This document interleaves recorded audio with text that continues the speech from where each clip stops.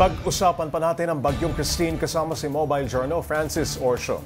Francis, kanina hindi na masyadong malakas ang ulan sa Isabela. Ano ang paliwanag ng Pag-asa dito?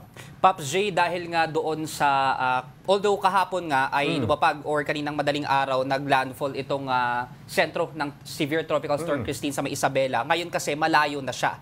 At hindi rin kasi ganoon karamdam yung pag-ulan doon dahil nasa signal number 3. Ang pinaka-naramdaman or na-experience sa mga taga-Isabela ay yung malakas na bugso ng hangin. Kaya kung makikita nga din natin sa mga ipinakitang videos kanina na marami din yung mga halimbawa doon sa Cagayan, yung nasira yung school dahil nga doon sa lakas ng hangin. Pero sa ngayon, dahil nga sa pinakalitas na bulletin ng Pag-asa, nasa coastal waters o katubigan na ang sentro ng mata ng Bagyong Christine malapit sa Ilocos Sur, Pops J. Okay, Francis, bakit daw tumataas pa rin ang tubig sa Ilog Cagayan kahit humina na ang ulan?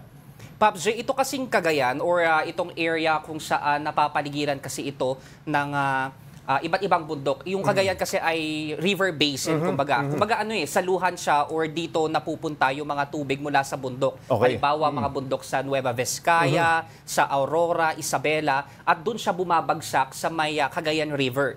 At itong mga areas naman halimbawa sa Tuguegarao City, sa may Bagao, sa Peña Blanca, at ilan pang mga lugar na kalapit mga ng probinsyang ito, yung mga direktang apektado kung sakaling tumaas na nga itong tubig dito sa may Cagayan River. Kaya kahit wala ng ulan doon, Pops J, asahan daw na tataas pa yung tubig or level ng tubig doon sa may Cagayan River. Francis, ang advisory ng Pag-asa kahapon ay posibleng humina ang Christine pagka-landfall. Inaasahang mangyayari pa rin ba ito ngayon? Pops J, dahil nasa katubigan na ito ng Ilocos Sur or kumbaga kumikilos na ito at tinutumbok yung direction patungong West Philippine Sea, hindi na natin inaasahan na magkakaroon pa ng kumbaga deceleration or paghina itong Bagyong Christine.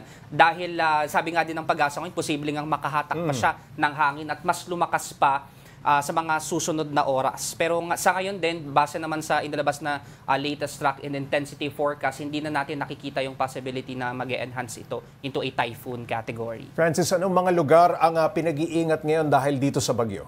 Pops J, dahil malawak yung outer rain bands nitong bagyo at nakita nga rin natin yung mga pag-ulan dito sa may southern Luzon, asahan pa rin natin yung tuloy-tuloy na pag-ulan dito sa may ilang bahagi ng Calabar Zone, kabilang yung Metro Manila, and especially sa may western section din ng northern and central Luzon kasi sila yung nakarugtong pa doon sa mga kaulapan na sakop ng severe tropical storm Christine. Kaya asahan din natin yung mga pag-ulan yun doon. And lalong-lalo na din syempre, Pops J, yung mga lugar na nakataas sa signal number 3. Nandiyan yung Benguet, yung Ilocos Sur, La Union at Pangasinan.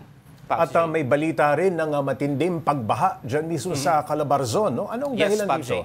Ayun nga, Pops J, no, dahil malawak yung outer rain bands. Yung outer rain bands kasi, Pops J, ito yung extension o trough ng Bagyong Christine. Na kahit na malayo yung mata o sentro niya, kahit nandoon siya sa bahagi ng Ilocos region, pero dahil yung buntot niya na nakapalibot doon sa mga ulap ng bagyo ay nasasakupan pati itong southern Luzon, kaya nararanasan din yung malalakas na pag-ulan. Actually, kanina nga, Pops J, sa may bahagi ng Batangas, nagtaas din ng red warning level yung Pag-asa dahil doon sa sobra-sobrang ibinubuhos na ulan doon sa probinsya. Nakita natin yung epekto ng pagbaha doon mismo sa Kapitolyo, no? Yes, Pops J. Pinasok ng tubig baha.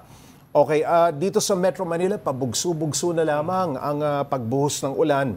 Pero malakas pa rin hanggang kailan ba mangyayari ito? Pops J, habang kumikilos pa pala yun ang kalupaan nitong Bagyong Christine, asahan pa rin natin yung patuloy na epekto nito hanggang bukas. Kasi bukas pa natin inaasahan yung paglabas sa Philippine Area of Responsibility, itong mata ng bagyo. Asahan natin yan tomorrow afternoon or evening ayon din sa forecast ng Pag-asa, Pops J. At nabanggit din ng Pag-asa kanina na towards the weekend, asahan din ang mga pag-ulan, ano? Sabado at Linggo. Yes, Pops J. At yes, Pops J. Okay. May namataan pang low pressure area ang Pag-asa sa labas ng Philippine Area of Responsibility o PAR.